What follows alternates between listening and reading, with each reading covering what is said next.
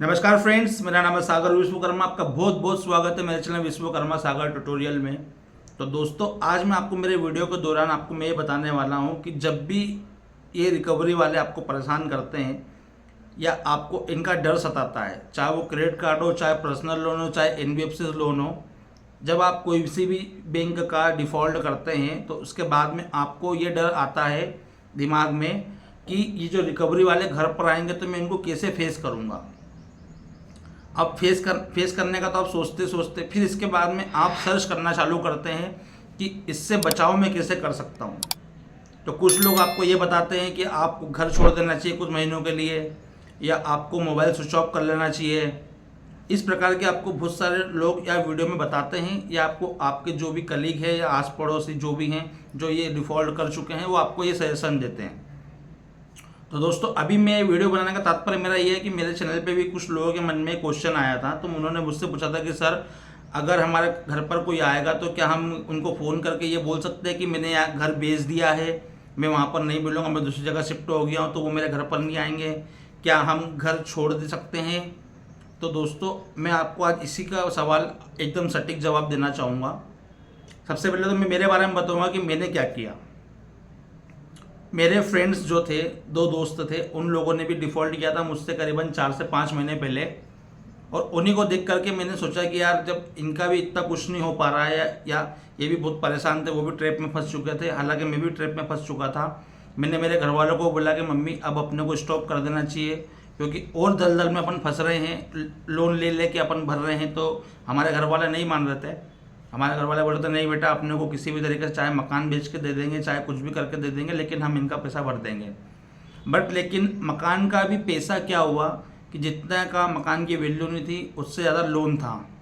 तो मकान का भी बेचने से उसका हल नहीं निकल रहा था। हम अगर मकान भी बेच देते तो पैसा भी बच जाता और रोड पे अलग आ जाते।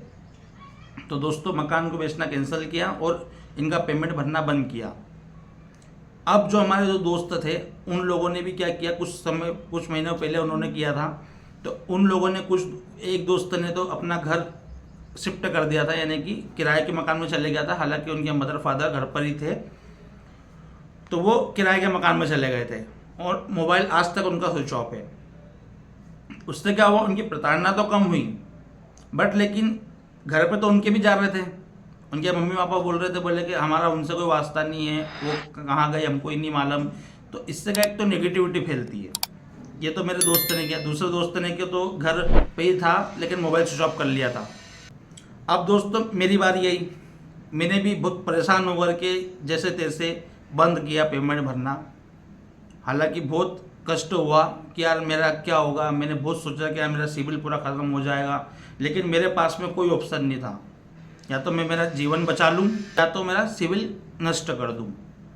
तो दोस्तों, क्या करा कि अब फैमिली को देखते हुए सिविल को नष्ट करना मैंने ज़रूरी समझा, और सभी लोगों को ये ज़रूरी समझना भी चाहिए। दोस्तों, सिविल तो क्या है, दोबारा वापस खड़ा कर सकते हैं, लेकिन आपका जीवन बहुत महत्वपूर्ण है। जीवन को बचाना बहुत ज़रूरी है, आपके लिए भी और आपकी फैमिली के लिए भी। तो जैसा सभी लोग सोचते हैं वैसा मैंने भी सोचा। तो मैंने मेरा सिविल को ख़त्म करना सोचा और अपने जीवन को बचाना सोचा। अब क्या हुआ कि अब सबके मन में जो डर था वो मेरे मन में भी था। फर्स्ट टाइम मेरे पास में एक आरबीएल बैंक की रिकवरी का आया था ऑफिस पे। कॉल तो चल ही रहे थे, तो कॉल पे तो मैं प्रताड़ित हो ही रहा था। लेकिन जब ऑफिस के अंदर आया, जब फर्स्ट टाइम आया, तो मैं भी डर गया था कि यार मैं इनसे क्या बात करूँगा। तो हालांकि वो जब आया तो मैंने उनको, इससे पहले मैंने एक वीडियो में बता के रखा था कि जब आया था तब मैंने उसको सारे क्वेश्चन के आंसर दिए थे, और जो मेरे को बोल रहा था मैं सब सहन कर रहा था। अब वो ज़्यादा बोल नहीं पाया, वो समझ गया कि यार वाकई बंदे का पेमेंट नहीं है, तो वो चले गया। हालांकि 2-3 बार उसने, एक बार और आया था और बार समझा ही गया, लेकिन वो उसके बाद में भी कुछ नहीं हुआ। एक बार टेलीफोनिकली समझाया था उसने मेरे को कि हम आपका पेमेंट रोटेट करवा दें। तो मैंने बोला कि नहीं सर, ऐसा नहीं है, पेमेंट मेरे को करना ही नहीं है और मैं रोटेट भी नहीं करवाऊँगा। बोले फिर आपको दिक्कत आ जाएगी। मैंने हाँ ठीक है, दिक्कत आ जाने दो। अब जब आईडीएफसी वाला बंदा जब फर्स्ट टाइम मेरे घर पर आया, तो आपने देखा होगा शुरू के जो पार्ट 1, पार्ट 2, पार्ट 3 वाले मैंने वीडियो बनाए थे। तो मैं घर पर ही था और वो बंदा आ गया था और वो एकदम ऊपर आ गया था। तो जब आपने वीडियो देखेंगे तो आपको अच्छी तरीके से समझ में आएगा। उसके बाद से मैंने प्रताड़ित होना चालू किया। हालांकि जो अजय सिंह था, जिसका पार्ट 3 में था बंदा, वो एक बार पहले भी मेरे घर पे आया था। जब से जो वीडियो डाला हुआ, इसके पहले जब मैंने उसका वीडियो नहीं बनाया था, प्रताड़ित करके गया था वो घर पे भी। बहुत तरीके से बोल के गया था कि आपको दिक्कत है, आपको पेमेंट देना पड़ेगा। जिसे प्रताड़ित करना चाहे, जोर जोर से चिल्ला रहा था वो। तो मेरे को बहुत डर लग रहा था कि यार क्या होगा क्या नहीं होगा। लेकिन फिर मैंने हिम्मत करी। मैं भी, जैसे आप लोग वीडियो देखते हैं वैसे मैंने भी वीडियो देखे, मैंने हिम्मत करी। मैंने थोड़ा RBI के गाइडलाइन को समझा कि हाँ यार इस तरीके से क्या होता है। फिर मैंने, जब वो आए तब मैंने फिर उनका वीडियो बनाया। फिर उसके बाद से फिर मुझे हिम्मत मिली और फिर आपके सामने मैंने अभी तक घर नहीं छोड़ा है। मैं तो चाहता हूँ कि ये होम विजिट वाले मेरे घर पर आए ताकि मैं इनका वीडियो बनाऊँ और आप लोगों को दिखाऊँ कि ये किस तरीके से गलती करते हैं और आपको ज़्यादा से ज़्यादा सीखने को मिले। एक कमेंट आया था भाई का कि अगर वो फ़ोन करके आएंगे तो आप घर पे मिलोगे ही नहीं। तो ऐसा नहीं है, मैं बिल्कुल मिलता हूँ और मिलता हूँ तो वीडियो ज़रूर बनाता हूँ। तो ऐसा नहीं कि अगर मैं उनको ऐसा बोलता हूँ कि आप फ़ोन करके नहीं आएंगे तो मैं घर पे नहीं मिलूँगा। ऐसा कुछ लोग, दूसरे लोग करते होंगे, लेकिन मैं ऐसा नहीं करता। तो दोस्तों क्या होता है कि देखो, मैंने मेरा बता दिया कि मैंने अभी आज तक घर नहीं छोड़ा है और ना मैंने मेरा मोबाइल स्विच ऑफ किया है। हाँ, एक बात है कि मैं मेरे मोबाइल को साइलेंट पर रखता हूँ।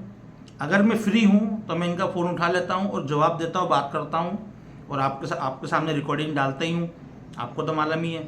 बट लेकिन अगर मैं कोई बिजी हूँ या अगर ध्यान नहीं दे पा रहा हूँ, और अभी से बहुत से सब्सक्राइबर मुझे फ़ोन लगाते हैं बात करने के लिए, तो मैं उनका कई बार फ़ोन नहीं उठा पाता हूँ। तो मैं इसलिए नहीं उठा पाता क्योंकि ये मोबाइल मेरा रहता है साइलेंट पे।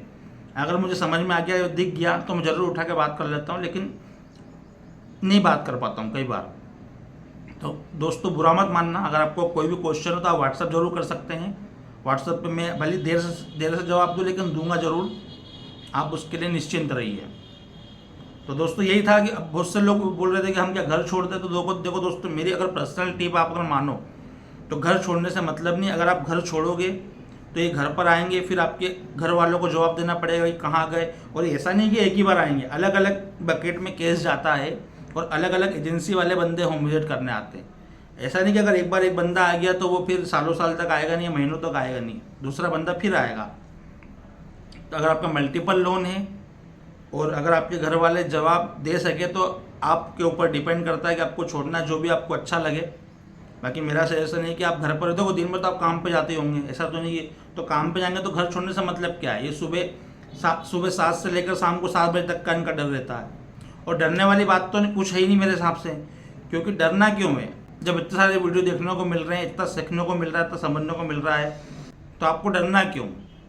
तो इसी प्रकार क्या होता है कि आपको डरने की ज़रूरत नहीं है। आपको आपके ऊपर रखना है कि मैं किस प्रकार से हैंडल कर पाऊँगा। दिन में तो आप काम पर जाएंगे, तो घर पर भी आएंगे तो भी घर वाले बोल देंगे कि हाँ काम पर गया हुआ है, शाम को ये लोग आएंगे नहीं। आपको घर छोड़ने क्यों है, अननेसेसरी फोकट में आप खर्चा क्यों बढ़ाएंगे। किराए का मकान लेंगे, फिर वहाँ पे अलग से खाना वाना बनाएंगे, फिर अलग से रहेंगे, क्या मतलब है उस चीज़ का।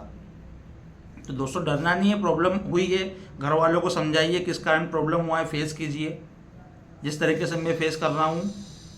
बाकी कोई प्रॉब्लम नहीं है, आपको डरना बिल्कुल नहीं दोस्तों। तो दोस्तों आपको वीडियो कैसा लगा, वीडियो पसंद आया तो प्लीज़ चैनल को लाइक कमेंट से जरूर कीजिए। और अगर आपने अब तक मेरे चैनल को सब्सक्राइब नहीं कर रखा तो प्लीज़ सब्सक्राइब कर लीजिए ऐसी वीडियो देखने के लिए।